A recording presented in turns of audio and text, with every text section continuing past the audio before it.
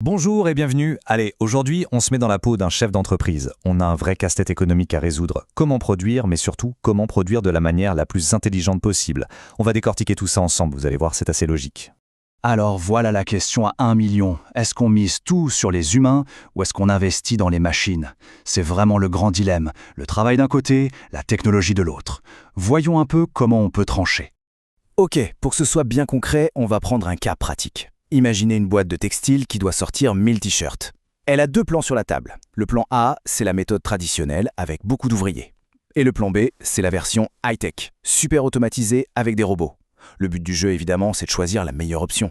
Bon, quand on gère une entreprise, le premier réflexe, le point de départ de toute décision, c'est de parler d'argent.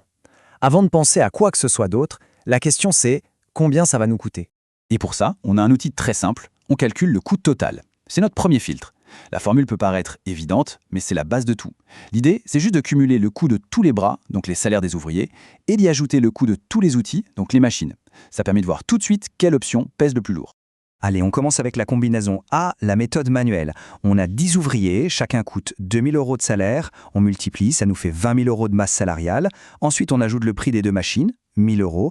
Hop, on additionne les deux et on arrive à un coût total de 21 000 €. On garde ce chiffre en tête, c'est notre référence. Maintenant, on fait le même calcul pour l'option B, l'automatisé.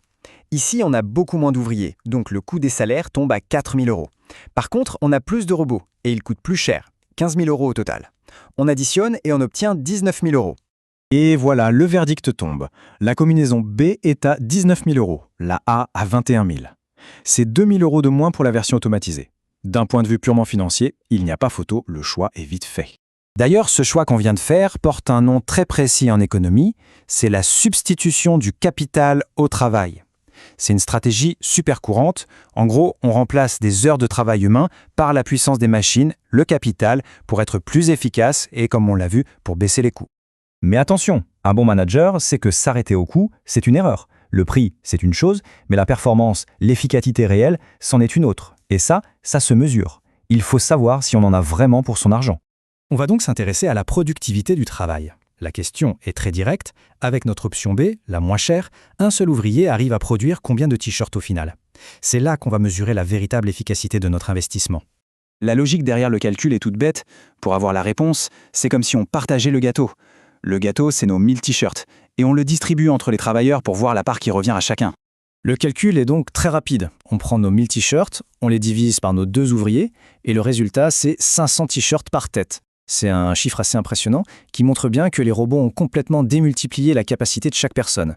Bon, on peut aller encore plus loin pour être plus précis. La productivité par tête, c'est bien, mais la mesure la plus fine, c'est la productivité horaire. Là, la question est encore plus pointue. En une seule heure de travail, combien de t-shirts sortent de l'usine?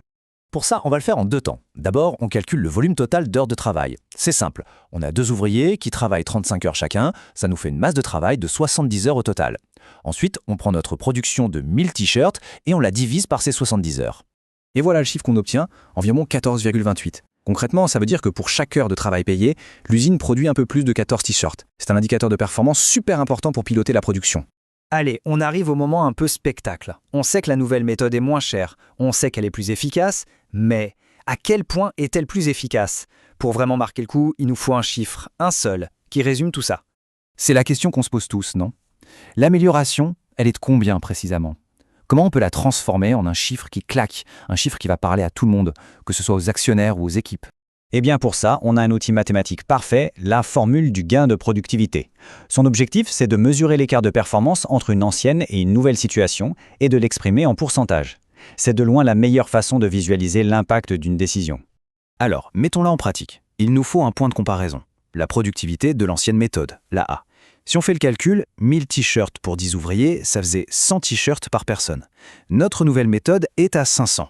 On applique la formule, la valeur finale, 500, moins la valeur de départ, 100, on divise le résultat par la valeur de départ, 100, et on multiplie par 100 pour avoir un pourcentage. Et le résultat est juste dingue, un gain de productivité de 400%. On ne parle plus d'une petite amélioration, là c'est carrément une révolution dans la façon de produire. Chaque travailleur est 4 fois plus productif qu'avant. C'est énorme. Très bien, on a fait tous nos calculs, on a vu l'impact de notre décision, maintenant c'est le moment de synthétiser un peu. Qu'est-ce qu'il faut absolument retenir de tout ça? En résumé, Premièrement, les facteurs des productions, donc le travail et le capital, ne sont pas figés. On peut les combiner de plein de manières.